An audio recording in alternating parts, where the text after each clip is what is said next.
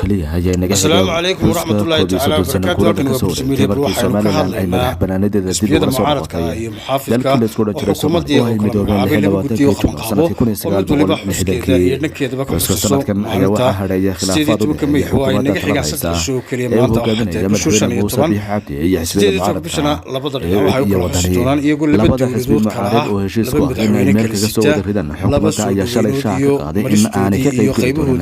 xuska 18 waqtiga kamid ayuu ahaa kulmiye maruu xaflad magaalada Hargeysa ku qabtay kaasoo qaatay maantana waxa ay si wada jir ah u soo saareen guddiyo isku dhaf oo xisbiyada laakiin tan way ka duwan tahay waxa weeye guddiga loo magacaabay guddida loo magacaabayna waxay ka kooban tahay labada xisbi qaran inkastoo gacanta Ismaaciil Golaha Wakiilada Jamhuuriyadda Somaliland mar maanta la wareysanayay agaasimaha madaxtooyada Jamhuuriyadda Somaliland Maxamed Cali Bilan waxa uu sheegay haddii ay dadkooda ka qabanayaan waa iska caadi arrintaas waxay noo muujinaysaa in dowladda lagu dhawaaqi doono ka dhanaa Jamhuuriyadda Somaliland oo ummadani ay noqon doonto mid labadaasi qaybood ku kala qaybsata taana horseedkeeda ay ka tahay dowladda talada haysa ee waqtigeedu weli aan gaarin ee maalmo u horseeyay haddaba ilaa maalinta ugu dambeysa ee talada dalkan waxaa loo doortay madaxweynaha hadda jooga Muuse Biixi Cabdi arrimahaasna haddii wax ka qaban waayo ay noqoto inuu dadku saa ku kala qaybsamaa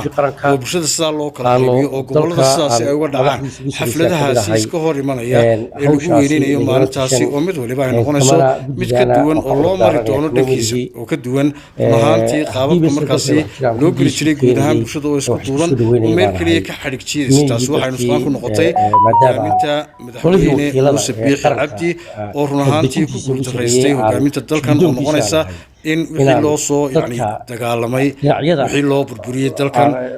boqolkii sannadood hal qarni gudihii wixii ay dadku taariikh lahayn loo burburiyey intaas oo sannadood oo 2 sano ugu yaraan ay dadkaasi dulcad iyo bannaan iyo dhaxan iyo roob ay banka u fadhiyeen intii ay diyaaradaha iyo dhaawaca iyo dhimashada iyo halganka ka soo gaadhay duruufihii nooca ahaa wuxuu doorbiday inuu ka doorbido qarannimadii maalintii loo soo dhintay ee caynkaa loo soo noqday ee gaarka ahayd oo aan ahayn maalintii aynu ka qaadanay maalintii gumeysiga uu siiyey xorriyaddeena taamka noqonaysa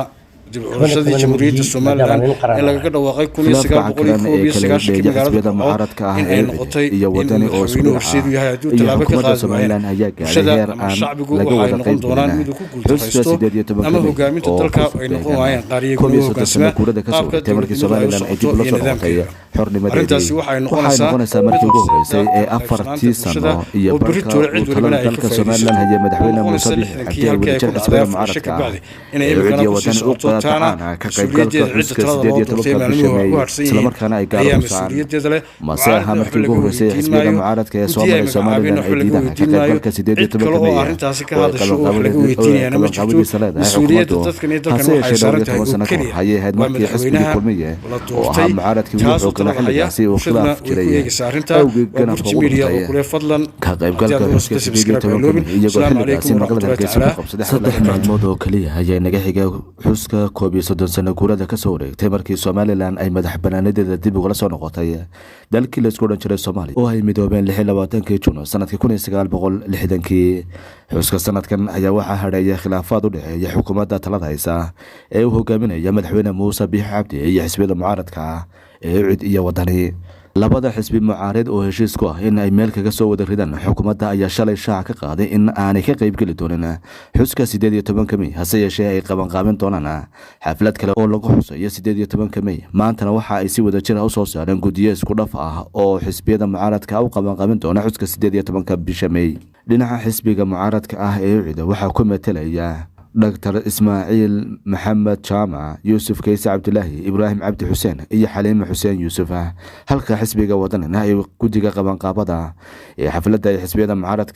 كحوسيان سيدي تبكمية أي كم تلدونان أحمد عمر حاجي عبد الله حمرتي برخة جامع بطون عبد الله محمد دار عكوسي يوسف نوح يوسف تراسي محمد صديق رمي إيه فوسيه محمد حرسي قدوم يكوغان كواد إيه قولها وكيلة سوماليلاند علي حامد جبريل أو حسبي معارض UCID magacaabay inuu guddigaasi ku matala ayaa isagu ka cudur daartay waxaanu ku sababay in aan lagala tashanin markii la dhisay guddigan gudoonkii qaranka